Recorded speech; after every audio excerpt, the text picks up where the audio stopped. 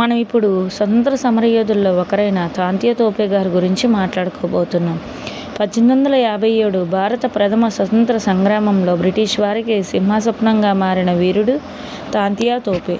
రామచంద్ర పాండురంగ తోపే నానాసాహెబ్, రాణి లక్ష్మీబాయిలతో కలిసి గెరిల్లా యుద్ధతంత్రంలో ఆంగ్లేయులను గడగడలాడించారు. కాన్పూర్, ఝాన్సీ, గ్వాలియర్ యుద్ధాల్లో కీలక పాత్ర పోషించిన ఈయన చివరికి నమ్మకద్రోహం వల్ల పట్టుబడి ఏప్రిల్ 18, 1859న శివపురిలో ఉరితీయబడ్డారు. తాంతియా తోపే మహారాష్ట్రలోని నాసిక్లో సుమారు 1813 నుండి 1819 మధ్య కాలంలో పాండురంగరావు తోపే, రుక్మాబాయి దంపతులకు జన్మించారు. ఆయన అసలు పేరు రామచంద్ర పాండురంగ తోపే. ఆయన తండ్రి మరాఠా పేష్వా బాజీరావు దర్బారులో పనిచేశారు.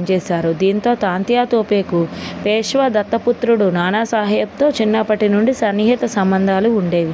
1857లో బ్రిటిష్ వారికి వ్యతిరేకంగా నానాసాహెబ్ ఆధ్వర్యంలో జరిగిన తిరుగుబాటులో తాంతియా ప్రధాన సేనానిగా వ్యవహరించారు.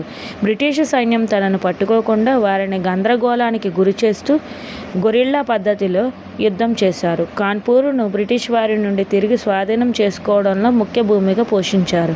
ఝాన్సీ రాణి లక్ష్మీబాయి బ్రిటిష్ వారితో పోరాడుతున్నప్పుడు తాంతియా తోపే ఆమెకు అండగా నిలిచి సాయం అందించారు. చివరి దశలో ఒక స్నేహితుని నమ్మకద్రోహం వల్ల ఆయన నిద్రిస్తున్న సమయంలో బ్రిటిష్ వారు పట్టుకున్నారు. 1859 ఏప్రిల్ 18న మధ్యప్రదేశ్లోని శివపురిలో ఆయన్ను ఉరితీశారు.